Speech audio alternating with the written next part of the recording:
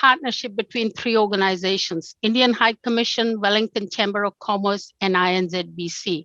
And the three first speakers are from these three organizations. So the very first speaker is our own diplomat, High Commissioner, or shall I call His Excellency? I'm so used to calling him Mr. Pardeshi. So His Excellency, Mr. Pardeshi, in a diplomatic career spanning over 3 decades, Mr. Pardeshi has earlier served as Ambassador of India to Mexico. He also concurrently served as High Commissioner to Belize. He was Minister, Deputy Head of Mission at the Embassy of India in Jakarta, and counselor at the Permanent Mission of India to Conference on Disarmament in Geneva. During 1993 and 2001, he worked at Indian missions in Mexico City, Bogota, and Kathmandu, where he also held the position of the Secretary of BP Koirala India-Nepal Foundation. He was educated at the University of Delhi, same university as me, so I'm very proud of that, where he obtained Bachelor and Master of Arts from Hindu College and Delhi School of Economics, respectively, both with first position in the university. He also holds a diploma in Spanish from the National Autonomous University of Mexico. Mr. Pardeshi.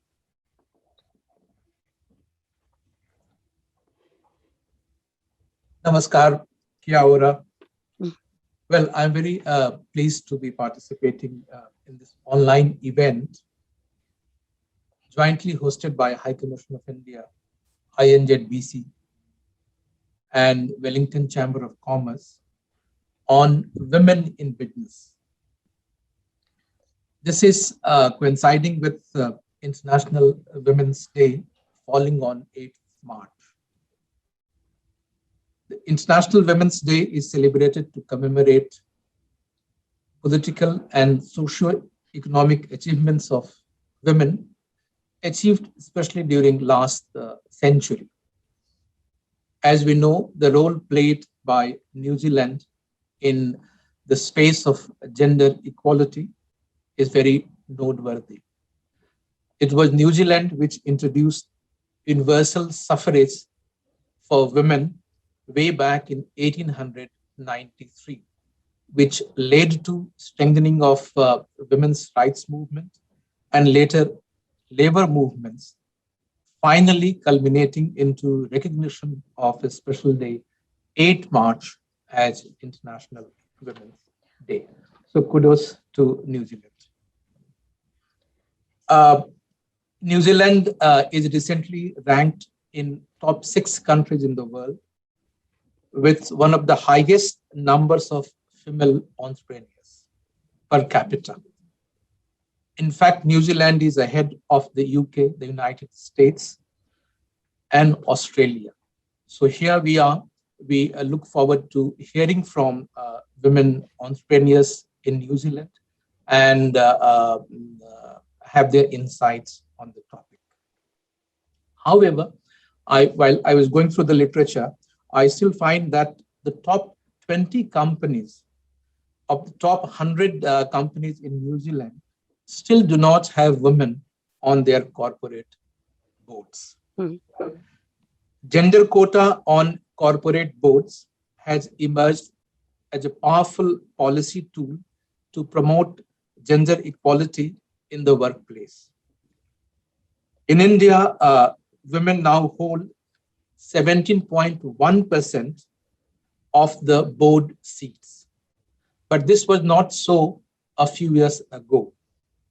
In 2013, we enacted Corporate Companies Act 2013, which mandated that each board will have at least one women representative on the board. That has led to participation of women in corporate boards from 9.4% in 2013-14 to now more than 17%. But it is still below the global average of 19.7%. India is beginning to recognize the economic case for gender equality. Firstly, in an internationally competitive world and with a female population of more than 48%, India can no longer ignore nearly half of the talent pool. Secondly, the consumer market is also made up of women. And finally, diversity in the employee base can make for more comprehensive decision making. Keeping this in view, there has been consistent development in the Indian startup ecosystem. More and more women are now changing the enterprise dream and flourishing in their ventures. Women business owners could potentially create 150 to 170 million jobs in India by 2030. Women are great multitaskers, as majority of them can juggle multiple things at one time. Women entrepreneurs are also known to take more risk. Moreover, women are found to be better than men at envisioning opportunities. Women, at the same time, while they run their business, face multiple difficulties. And the biggest of these is gender bias in access to finance. And this has been the focus area for the government of India during last few years. We invariably find that the loan applications coming from women are more likely to be delayed or rejected. Gender bias, restrictions on mobility, and social norms are other hindrances. So keeping this in view, the government has taken initiatives in India to encourage women participation, especially through schemes for providing loans and access to finances through several schemes called Bharatiya Mahila Bank Business Loan, Dena Shakti Scheme. Then we have Udyogini Scheme. Niti Aayog also has a flagship platform to promote women entrepreneurship. The platform hosts various workshops and educational events to motivate women to start their own business. These are the business-oriented scheme, but there are other schemes in the socio-economic space which are complementing the schemes for financial access.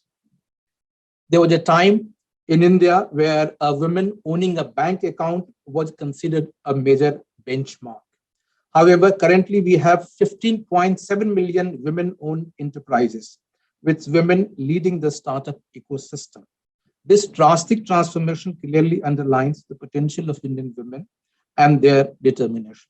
In the coming decades, India is set to witness a major shift, with women dominating the workforce as well as shaping and enhancing the business in the country. Thank you very much. And I wish all women happy International Women's Day, though delayed. Thank you. Thank you very much, sir. I will send you the bill for going over time for charity donation afterwards. That's the condition. Anybody who's going over the allocated time, I'll nominate a charity and then you can put donations in there. Thank you very much. Joking aside, I must say that Mr. Pardeshi has been one of the most active High Commissioner in my time, 40 plus years in New Zealand, who has been really very, very active in various activities and especially on social media. Thank you very much, sir. It's my pleasure now to introduce the chair of INZBC board. Earl Rattray has a long-standing dairy industry career, both in farming and in senior dairy industry leadership roles, including as a founding director of the Fonterra Cooperative Group and inaugural chairman of the New Zealand Dairy Companies Association. Earl is based in Waikato. He's a director of several local agri-sector companies and chairs the governing board of Bensar Farms Private Limited, a Haryana-based farming and fresh milk marketing company operating in the Delhi NCR. Earl had previously served as INZBC treasurer, and now he manages us all as a chair of the board. Earl. Thank you, Pushpa. Namaste, kia ora, and a very, very warm welcome to all of you, all of our guests and our speakers. So, look, it's really a pleasure on behalf of the India-New Zealand Business Council to welcome you to this event, the first of its kind, as I'm aware, where three large organisations have, that's the Indian High Commission, the Wellington Chamber of Commerce, and of course, ourselves at the Business Council have partnered to focus specifically on an event on women in business. And this discussion is aimed at reinforcing the message that all of us are here to provide support and a nurturing environment and the right business conditions for women to succeed and excel in business. And through the course of these discussions, we will hear from exceptional women who have each in their own field made a solid impact already. And their journeys, their challenges faced, their discoveries, and perhaps some of their interesting collaboration stories can inspire us all. And that's crucial for us here in New Zealand.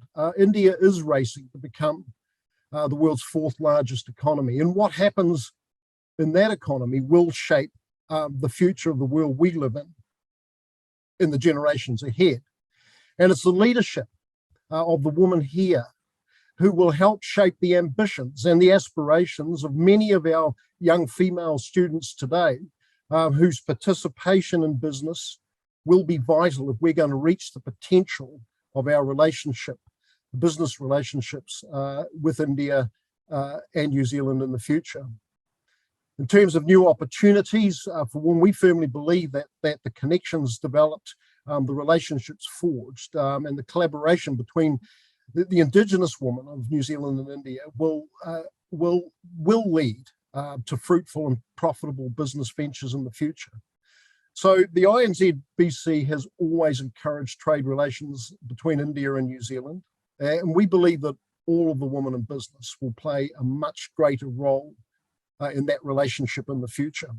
So again, welcome to you. Congratulations on putting this event together, Pushpa.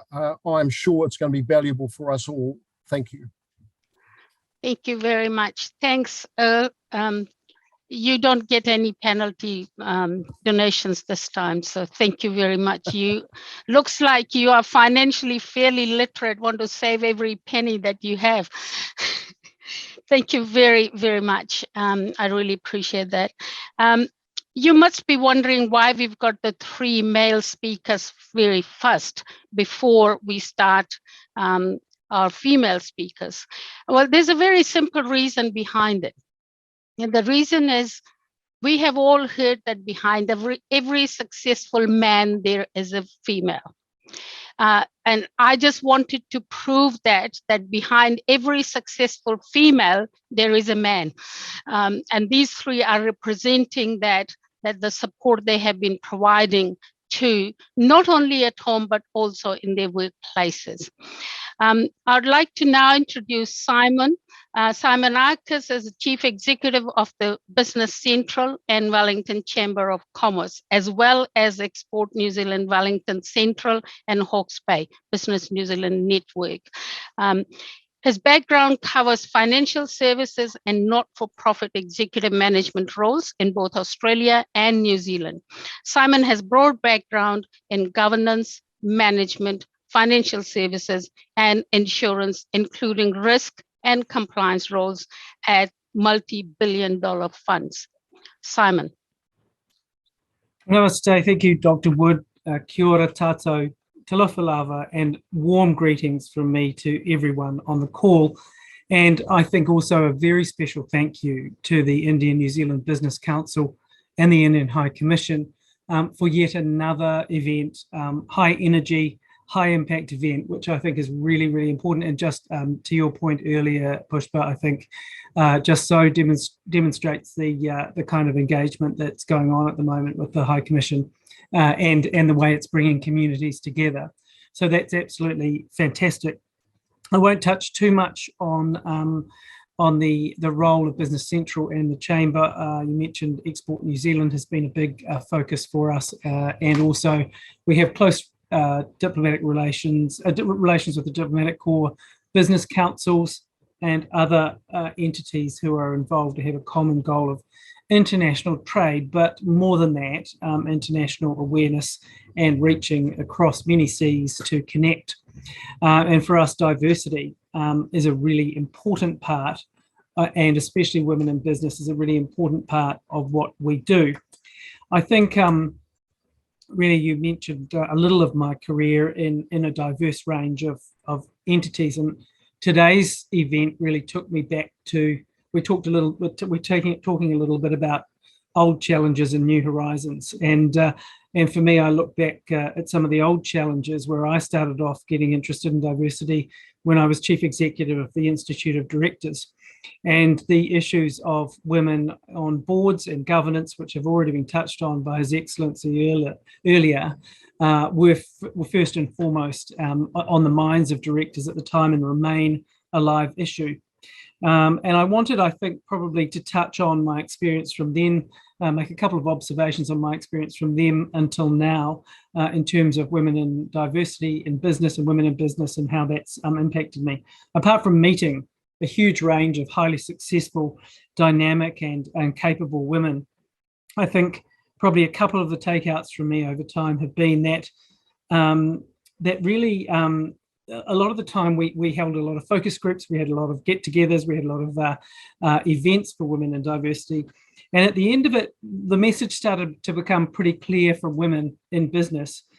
It's great for us to keep getting together and talking about business, but actually we need the partners, the mentors, the men involved in this as well. We need people who are champions with us to grow us in business and in the governance world and to make a difference, because actually we can sit together and talk as much as we like about the fact that there are issues, but actually we need those champions out there who are representing women and prepared to help lift women into the boardroom and into senior management roles. And that would be the second observation. You can't have people at the top unless you have them in those senior executive roles where the training ground for the future is in both governance and management. So to me, it's really important that that pipeline of successful entrepreneurial women to the boardroom starts at the executive level as well. Probably the only other thing that really has struck me over time in dealing in diversity, and I certainly don't pretend to be an expert, but is the vital importance of role modeling. If you can see it, you can be it. And in my view, that's one of the huge and very important things about women in business and diversity and improving those representations, is that we need to have those role models in place so that when you are looking up and wondering, can I do it? There are people there that look like you, that have been successful like you, and who can show you the way forward and give you the confidence to encourage you to take on challenges. What's hard is the icebreakers that are hard. And I think probably today we're going to hear from a number of those people who've been brave enough to break ice themselves on the way, but who now are and should be role models for the future and people we can embrace and listen to and learn from. So for me, part of the enthusiasm today, Dr. Wood and everybody here, is just that excitement of hearing from people who have made it, who are generous enough to take the time to share, and who are prepared to really share those experiences broadly so we can all grow. So thank you for the opportunity to participate today. Thank you very much, Simon. You just narrowly escaped the penalty, just narrowly. It's really great to hear the encouraging words from all three of you. It's really fantastic that you do recognize our challenges. They're not only our challenges, they are the challenges of the whole society. And whole society need to actually find solutions for that rather than any one particular individual. I've just also noted that our one more speaker, the last speaker that we were waiting for. Anna has joined us, and so is Carmen. So welcome, Anna and Carmen, to the meeting. I have tried my best to actually truncate the introductions for each of the panel members. So we'll now move into the panel discussion. And the reason I have kept the introduction short is because all of you who have registered have actually received the detailed profiles that was provided to us by each speakers to you. If you are missing that, please do send us a message and we can send the profile of these people. I'm sure you want to hear more what they have to say than who they are. And so I will try and keep that pretty short. Just a reminder again to those who have joined us, please use the chat function of Zoom to either pose your questions, comment, whatever you feel appropriate. So our first speaker for panel is Teresa Tepania-Ashton. Teresa and I go a long way. We are the Soul Sisters. She's my Indigenous sister, and it is actually sometimes scary that how we both think alike and operate alike, and we have similar kind of ways to look at issues. Teresa was the CEO of Tirunanga Iwio Puhi, so she's from Puhi. Today, she's the CEO of Maori Women's Development Incorporated, an inspirational and incredibly well-resourced organization that provides loans and wraparound support for Wahine Maori in business and their whānau.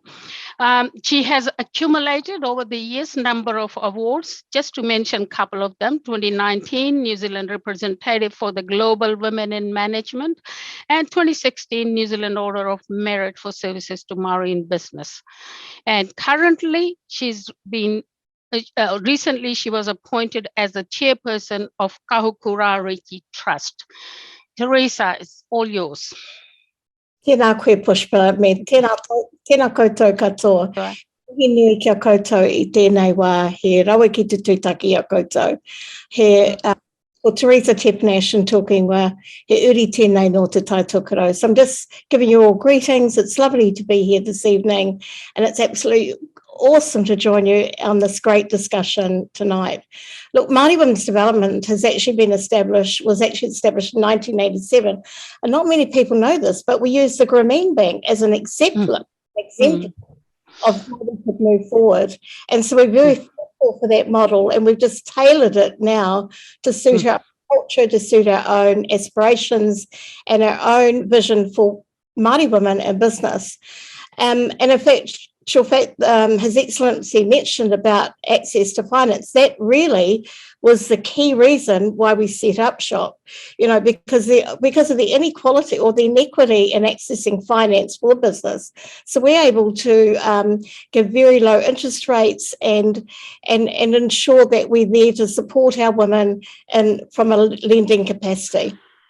However, 80% of what we do is actually around pastoral care. This is about empowering our women, building capability. We have business training programs. We have a Tiaka network, which is made up of life coaches, business mentors covering all sorts of disciplines. We do webinar series. We actually have a marketplace now where we can host our e-commerce businesses online and help to support them. So really our role is to do everything we can to uplift our women in business. And I mention this because, on average, just one program alone, we see at least 1,000 wahine every year on one program alone. And so we have on our books at least 3,000 to 5,000 women going in and out through all aspects of our pipeline, accessing those services whenever it's needed, just filling in those gaps. But really what I'd like to talk to you here about tonight is a movement I believe needs to happen around Indigenous women coming together. Over the last 5 years, we have worked quite tenaciously around entering into Indigenous forums, talking about how we can collaborate, talking about how we can share stories and learn from each other.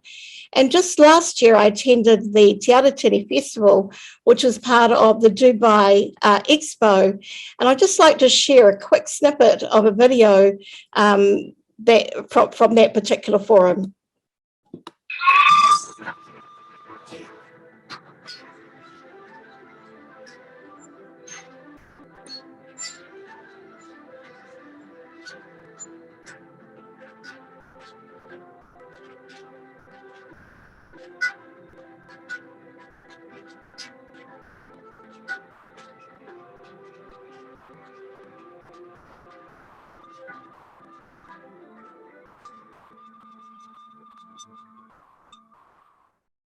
So just from that alone, you can see an explosion of cultures and a connectivity of people and land, you know, and the outcomes and objectives of Te Aratini is that we connect Indigenous ecosystems that provide opportunities for Indigenous tribes, businesses and professionals to grow and to grow scale, to develop and you know, basically to achieve our own ambitions and aspirations. But also to work together. We all have the same stories of, employment, of salary bands, of all these other things that are there, but we have the solutions amongst ourselves. And so that's the type of conversation that I would like to encourage as we move forward, when we come together as one to talk about it together. Thank you, Pushpa. Very much, Teresa. Really appreciate that. And yes, I have been watching Māori Women Development Inc. for a number of years now, and it has really flourished a lot. And I'm kind of hoping that after this discussion, we will try to find some pathways between relationship between India and Māori Women Development Inc. That is my hope. So thank you very much again, and in such short time giving a really good succinct picture of that. I'd now like to introduce Anna Guenther. Anna has set up her own companies, including one that exported. She only realized later in her third business that her gender may have been a barrier to some opportunities in business. With her new role at NZTE as a Women in Export lead, in her own words, using her own words, I am really passionate about removing as many barriers for women-led businesses as I can, and would love feedback from the audience. So please feel free to use your chat box to give Anna some feedback. Anna, it's all yours. Kia koto, no otipoti ho, ko Anna tokunwa, namihi nui kia koto. My name is Anna, as introduced, and I'm here to talk about women in export. This is a focus for the government because we're super ambitious around creating a productive, sustainable, and inclusive economy. And currently, we're not there. Around 15% of our goods exporters, we believe, are led by women, according to some recent MFAT research. But our vision for the future is that our country is reflected in our export companies, which could include that 50% are led by women. And we're really passionate about this because if we got to that vision, it could mean up to an 8% increase to our GDP if we're going by some of the UK's numbers around truly inclusive representation of women in business. But also for our companies, it could mean an increase in profitability of up to 6% if they had diverse leadership around the table, according to some other research. But we're really not there yet. There's a leaky pipeline in business in New Zealand. We believe that around 50% of our high school and university graduates in commerce are women, but from there, the numbers get pretty bad. Around 30% of our goods companies are led by women, which drops to 15% of our export goods companies. And then when we look at board positions, like was referenced earlier, it's relatively low, and funding is even worse. And if we think that funding is our fuel for export growth, that's an area that we really need to address.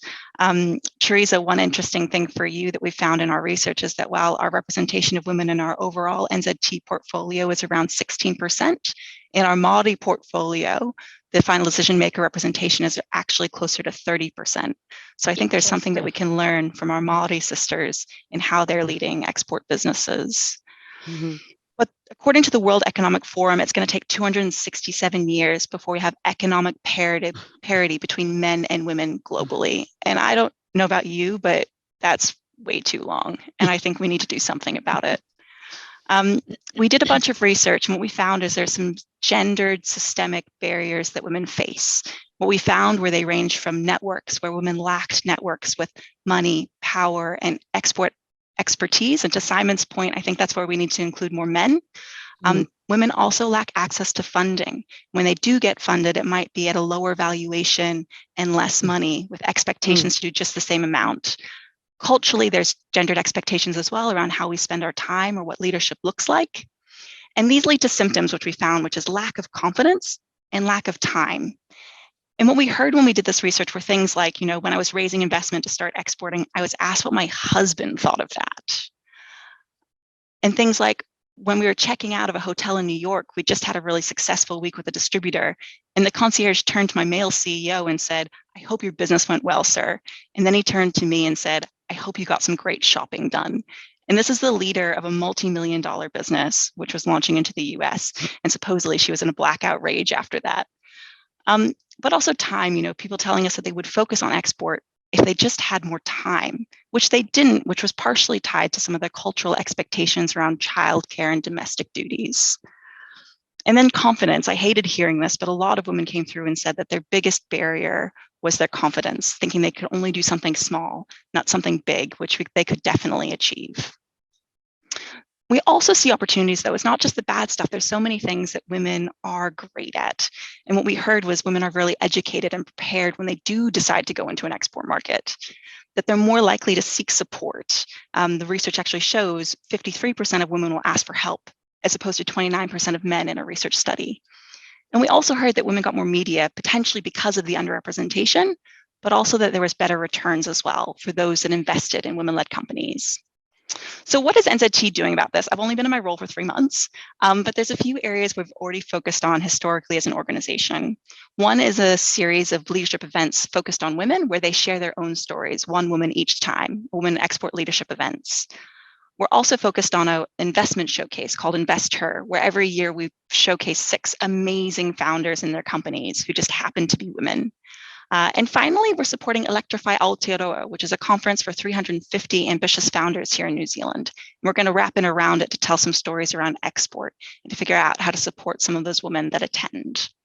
But I really want to know from the group here is what should we be doing? What do you think with this sort of data and insights around where NZT could really power up and support more women? So I would love if you could get in touch and let me know what you think. Ka pai, thank you so much for your time.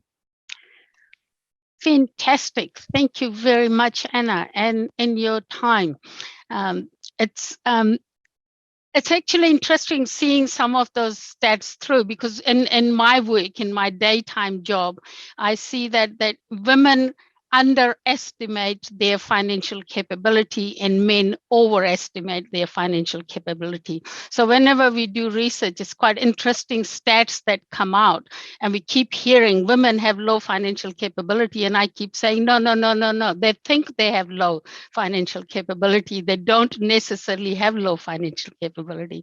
So it's good to actually see that we are seeing the education, their confidence level, and would love to contact you later to how we can actually build the confidence level of women through various initiatives, and especially learn from our Maori sisters how we can actually wrap the whole whānau around. So there's a cultural and there is a social and family network that actually supports. So thank you very much again, Anna. It's my pleasure now to introduce Jo. Jo Pennycuick is the founder of Redesign Group New Zealand, a global design and branding agency with offices in Christchurch, Delhi, and Ho Chi Minh City. Working predominantly in the airport design sector, Jo has worked on many airports around the globe, including major airport hubs in Delhi, Mumbai, Bangalore, and Hyderabad. And I've seen all of them, Jo, by the way, been to all 3. Jo has traveled on many government-led delegations and represented New Zealand in Indian conferences and discussion panels. Jo, it's all yours. Thank you so much for having me this afternoon. Today I'm going to speak about going global, which I see as being businesses that are local but have a presence in the global market, and also are doing work in India. Gary, if we could just move on to the next. Yeah. So Redesign, we've been located in 4 locations, New Zealand as the head office, and in India. We have actually been working in India since 2008, as mentioned, on many airports in India. And we have a team located in Delhi, and that services a lot of our work throughout India. Next. There's a selection of some of our work in India. We work with larger groups like Samsung, a lot of food and beverage outlets, and also retail spaces throughout India. Next. But the main, really one of the points that we are going to talk about today is I often talk about carrying out the 10 Ps in business. So basically wanting to make sure that we actually get a lot of the business format items together to actually be really successful in the global market. One of the items we talk about is achieving the balance and knowing how to include cultural elements within your work. In design, we often look at many elements on how we can actually bring the local look and feel into a lot of our food and retail outlets. Next, Gary. And also partnering with the right clients. So basically, we want to make sure that when we're actually entering a market, we have a good core set of clients that we can actually call on, building the relationships initially, and then actually moving forward into the global market successfully. Next. With teamwork, we find that actually being present is actually really essential to make sure that you actually are able to service your clients who are 17 hours away from India. So we're not able to be necessarily active and actually in the space. So making sure that we can actually build local teams and have really good representation for your company within the territory that you're aiming for. Next, Gary. Partnering with the right people. This is a really key thing with our businesses, is making sure that we do the research, taking your time and actually selecting the right people and ensuring they have the same work ethics. You're aligning them with yourself with the right people, and they have the same objectives and values and vision as your company. Also finding partners that actually really get how we do business in New Zealand. So those values can actually be reflected in how they actually carry out business in India as well. New Zealanders actually spend a lot of time actually researching how we can actually do business in India, but in return, your partners need to also understand how we do business, so it becomes a successful partnership. Next. Communication is really paramount. The New Zealand way, and which is, do what you say and deliver what you do. So we find that we really make a real target and a focus on making sure that we actually get our communication systems right, and we can actually really build strong relationships with our teams, thus making a really good, successful company. Next. Be strong. Anna, you talked briefly about being confident and how it's important to actually really put a strong footing on your business and the community there. So we are very, it's in a very male-dominated world that we actually are in. So we need to really be strong in our way that we communicate and gain the confidence and trust in the clients, and we'll go a long way. Next. And perseverance. It's hard. We say we have to have perseverance, patience, and persistence to achieve your goals and your business objectives. Can't just travel once to India and really establish the business and really establish a foothold on the market. You really have to keep on traveling to really make sure that you can actually build your business in another part of the world successfully. And next. And thank you. Business in general is really very interesting in India. We've really had a good 12 years worth of extensive work, and also a lot of time travel on planes. We're looking forward to getting back into the market again very soon. Thank you. Thank you very much. Gosh, I feel like a tyrant. Everybody's on time. You don't need to be that scared of me, people. No, thank you very, very much. And I really appreciate, and as I said, Joe, that I've been to all of those airports and have seen that, but I did not know who was behind that. So it's good to actually link the face and the design behind it. So next time I'll go through, I will remember it a bit more.